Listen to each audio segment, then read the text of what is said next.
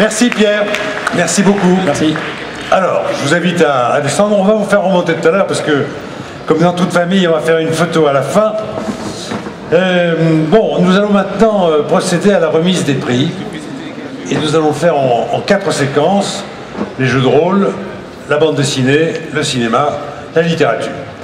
Donc pour la première séquence du jeu de rôle, j'appelle Pierrick Le Gallou et Samuel Tarapaki. S'il vous plaît, messieurs.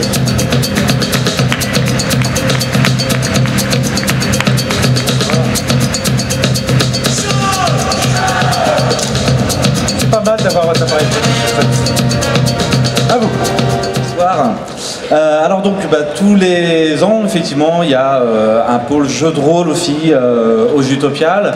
Ça concerne trois espaces principalement d'entrée de jeu. Il faut remercier également, ça a été fait et merci tout à l'heure, mais il faut vraiment saluer, ça représente une centaine d'animateurs en fait qui vous font jouer et qui vous permettent de rentrer en jeu sur ces différents espaces-là et qui passent le plus clair de leur temps pendant ces 4 jours à vous faire effectivement rentrer en jeu et à vous faire partager des parties.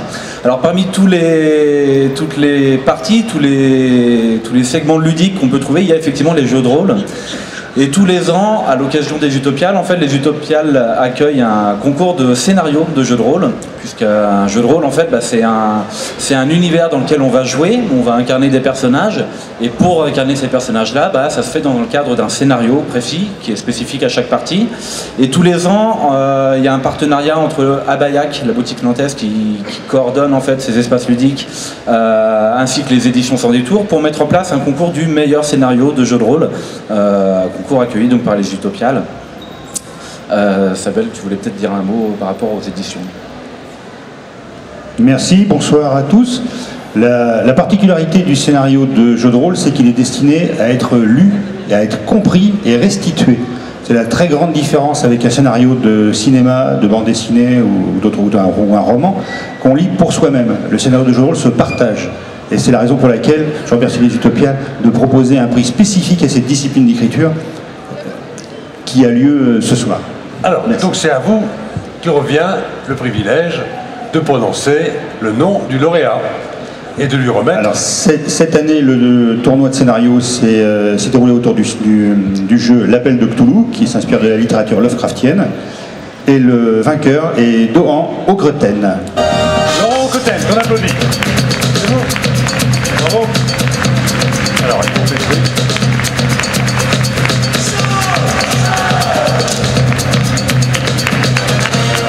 Il y a un trophée à lui remettre. Sous les applaudissements. Alors, je sais bien qu'un scénario, c'est complètement compliqué à expliquer en une phrase. C'est impossible. Mais c'est impossible. Mais les gens qui écrivent savent faire des choses parfois impossibles. Alors, en quelques mots. Alors, en quelques mots, c'est la fin de Rome dans l'Europe du Nord, dans l'horreur. La fin de l'Empire romain? C'est ça, enfin dans la Germanie.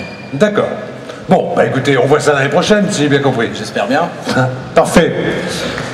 Merci beaucoup. Merci. Merci. Merci à vous. Alors, maintenant, pour remettre le prix de la bande dessinée, j'appelle Georges Merel, qui est le responsable de BD pour la remise du prix BD. C'est George. C'est à toi. Bonsoir. Bonsoir. Je suis vraiment ravi d'être là pour remettre ce 11e prix de la BD, donc qui a été constitué par un jury qui est constitué à la médiathèque de Nantes par des adhérents. Ils sont 26. Et pendant que je vais vous citer les albums qui sont arrivés finalement en compétition, Ils vont monter. Eux, ils vont venir. Je les invite à venir me rejoindre. Avec leur président qui est Philippe Drouillet. Un peu plus tard, peut-être.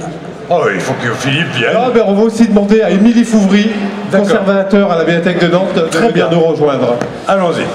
Alors, parti d'une sélection d'une quarantaine d'albums au départ, ce jury s'est réuni plusieurs fois dans l'année, beaucoup d'assiduité, et la sélection finale comprenait Arzac de Möbius, Hélas de Boris Espissert, La Zone d'Eric Stallner, Les Derniers Jours d'Annie Mortel de Vellman et de Bonneval, Le Signe de la Lune d'Enrique Bonet et José Luis Munera, espagnol, L'Éternat de Breccia et Osterheld, un duo uruguayen-argentin, Pluto de Naoki Urasawa, japonais, et Zombie-Millennium de Arthur de Pence aux éditions Dupuis.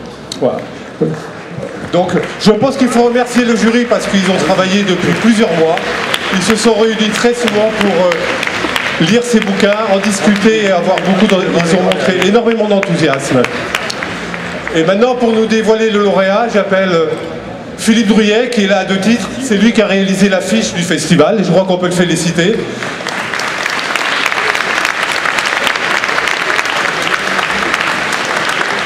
Et Philippe va venir nous dire un petit mot sur son choix, qui était celui du jury aussi finalement. Bonsoir Philippe, à toi la parole.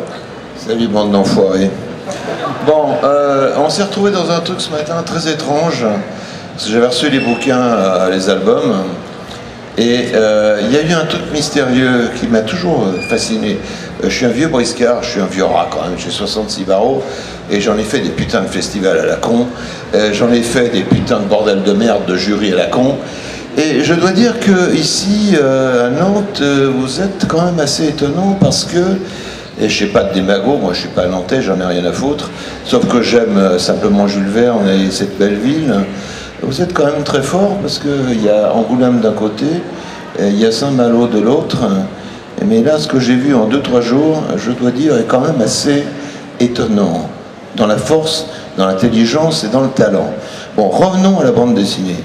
Ce matin, je me retrouve dans une table de 80 mètres carrés où je me demande si je suis à l'Élysée avec le comte Sarkozy, et qu'est-ce que je fais? Et il y a un mystère qui se passe, et on parle d'un album qui semble étrange au départ, qui semble un peu bizarre, et moi je prends la parole à un moment donné en disant qu'il me rappelle, désolé de me répéter, l'expressionnisme allemand, le graphisme pur, quelque chose de profond, quelque chose de fort, qui peut ressembler quelque part à un album rébarbatif au départ, et qui en vérité donne une leçon profonde par rapport au monde de communication qui se passe aujourd'hui, et aussi un graphisme qui semble tout à fait naïf, qui ne l'est pas, parce que ce matin, vous vous en rappelez, je vous l'ai dit, ça me rappelait Nosferatu de Murnau, très fort, et cet album a été magique, parce qu'il a fait le tour de la table, lentement, et ça montait de voix en voix.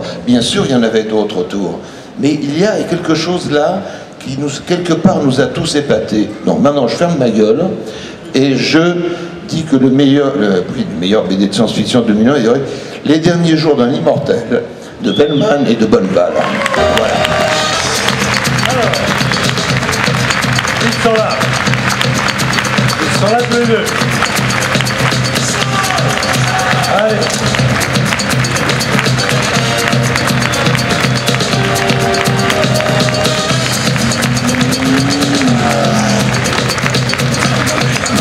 Allez, applaudissez-les, ils ont un grand tour à faire là.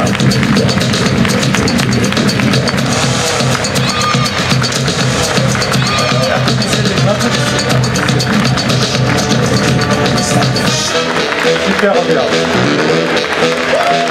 Bon, Fabien, je te donnerai pas la parole, je vais la donner à Gwen.